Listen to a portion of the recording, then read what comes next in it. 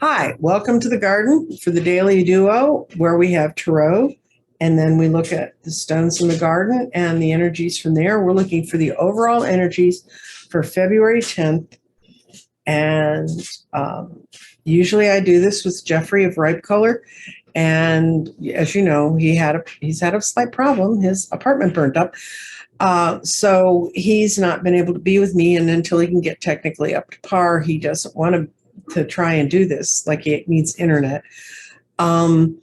So I'm covering for both of us. And yes, I've been reading tarot since I was 12, so I think I can handle it.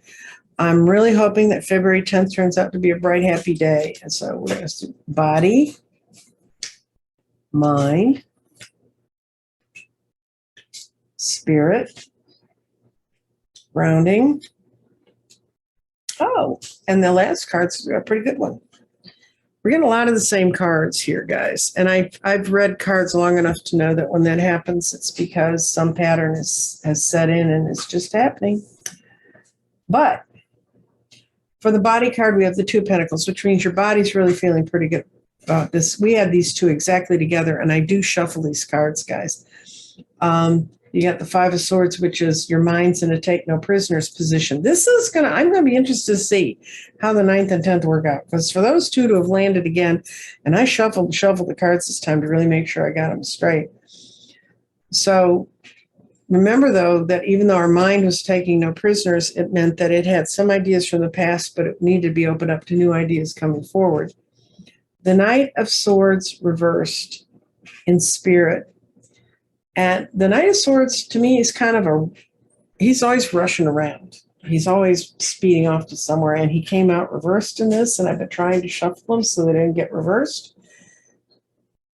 If he was right side up, Jeffrey doesn't read reverses. If he was right side up, it would mean someone's moving somewhere, dashing somewhere.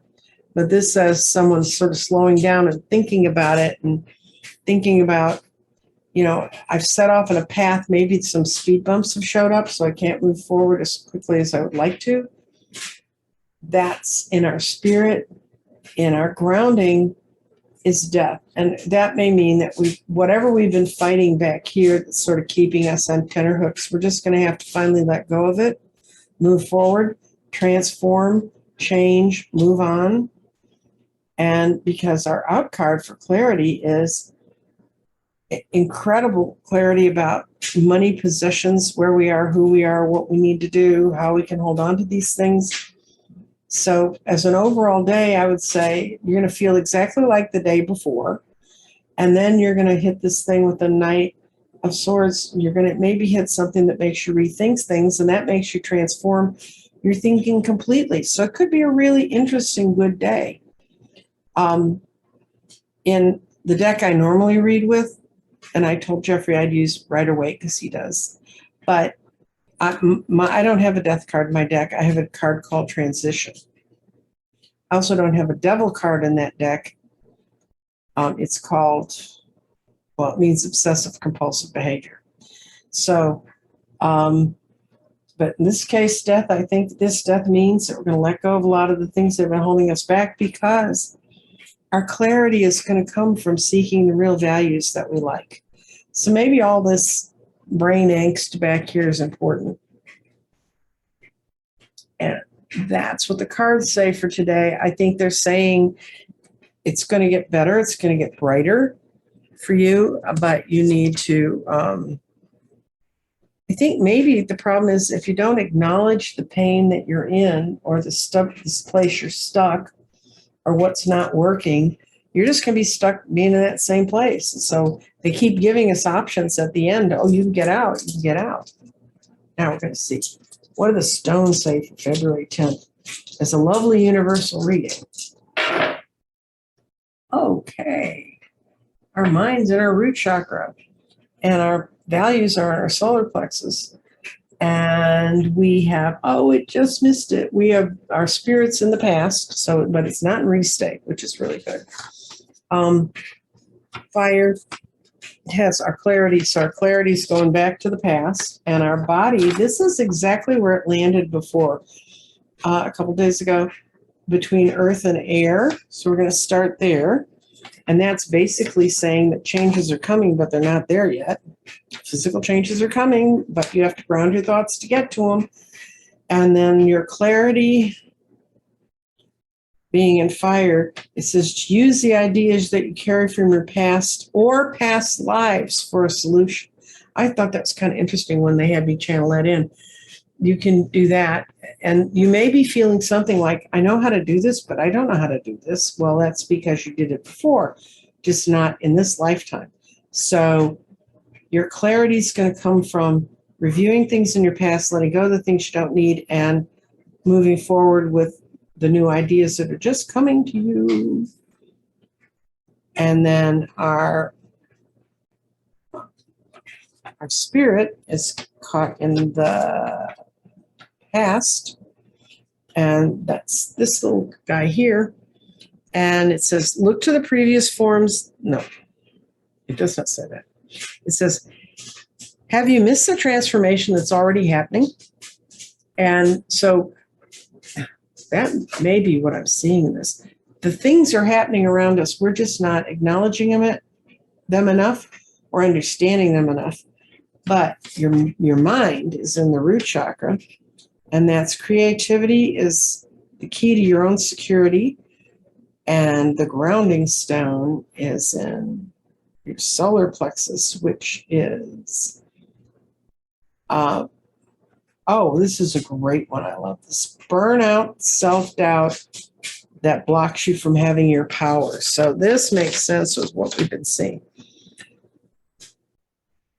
You're latching on, you're getting some new ideas, you're just not sure about them. Your spirit's sort of locking itself into the past, and a lot of the changes have already happened. You just haven't recognized them yet.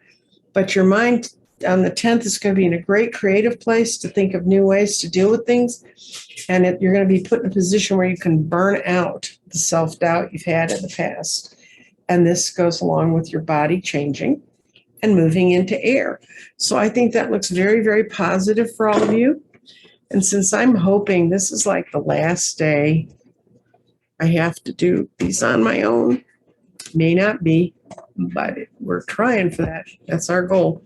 I'm going to pull one more card, and it's from a wonderful deck of cards called The Secret Language of Color Cards. It's just marvelous.